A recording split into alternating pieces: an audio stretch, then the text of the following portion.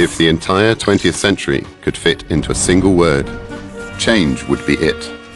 It happened in science, politics, arts, communications, and of course, in the subject that feeds from all of them, advertising.